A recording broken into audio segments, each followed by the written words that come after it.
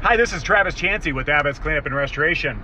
In this video, we're going to talk about apartment water damage responsibilities. Okay, so who is liable, is the question, right? So who pays for what?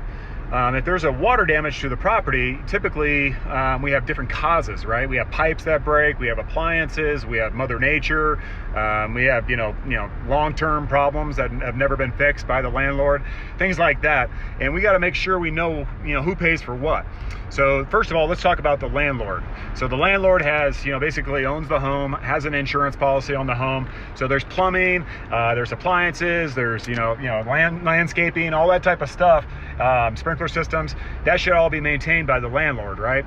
So if anything breaks on those things, you got to make sure as a tenant to talk to your landlord immediately and get those things repaired. And if there's any damage to the property, that needs to be taken care of immediately, especially with water damage, because water damage causes mold within 3 days. You'll have a problem at the property that could cost double. That is not fun for a landlord to hear.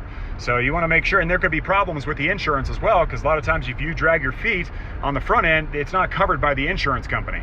So you're really putting the landlord at risk too by not communicating effectively with your landlord when there is a problem. So always kind of go through the home, inspect the home. I always do it once a week. I kind of go through all my properties, looking at my toilets and looking at the HVAC area, the mechanical area, jumping up in the attic once in a while, just making sure all my air conditioning systems are working, sprinkler systems running right. If there's a monsoon rain, all the extensions are on all the downspouts to make sure to keep all the water away. These things are helping protect your landlord as well from damage, and that's a really smart thing to do.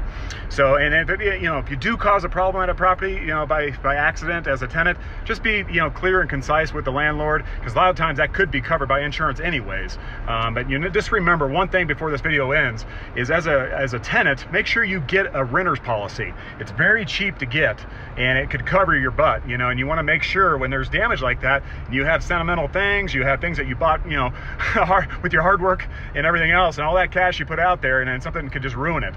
So make sure you get a renter's policy, and if you have any further questions, reach out to Abbott's at 303-975-4000, or you can go online at goabbots.com.